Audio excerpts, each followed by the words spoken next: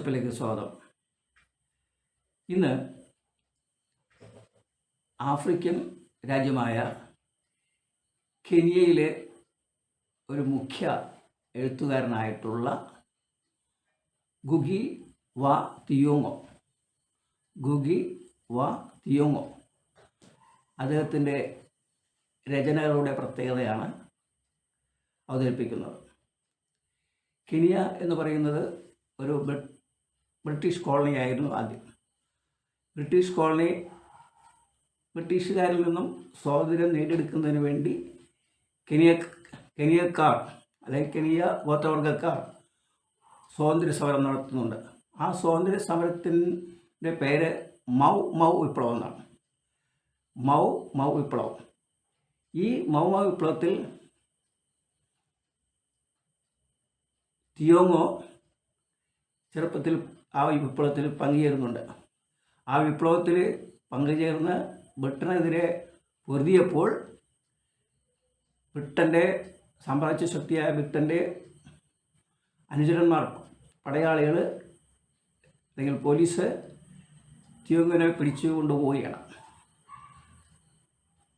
കൊണ്ടുപോയി മാത്രമല്ല, തിയോങ്ങോയുടെ അമ്മയെ ഭരണകൂടത്തിൻ്റെ അനുചരന്മാർ പിടിച്ചുകൊണ്ടുപോയി പീഡിപ്പിക്കുകയും ചെയ്യുന്നു. അപ്പോൾ അദ്ദേഹം ജയിലിൽ വെച്ച് എഴുതുകയാണ്.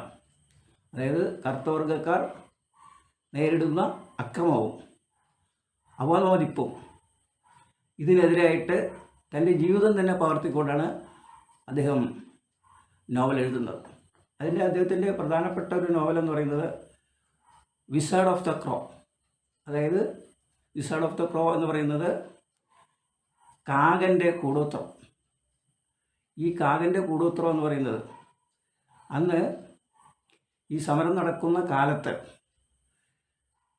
ഭരണകൂടത്തിൻ്റെ അനുചരന്മാർ ഇദ്ദേഹത്തെ പിടിച്ചു കെട്ടാൻ വീണ്ടും അറസ്റ്റ് ചെയ്യാൻ ശ്രമിക്കുകയാണ്. അതിൽ നിന്നും ഈ അനുചരന്മാരുടെ അല്ലെങ്കിൽ ഭരണകൂടത്തിൻ്റെ ഭീകരതയിൽ നിന്ന് രക്ഷപ്പെടാൻ വേണ്ടി കാമിറ്റി എന്ന് പറയുന്ന ഇതിലെ കഥാനായകൻ,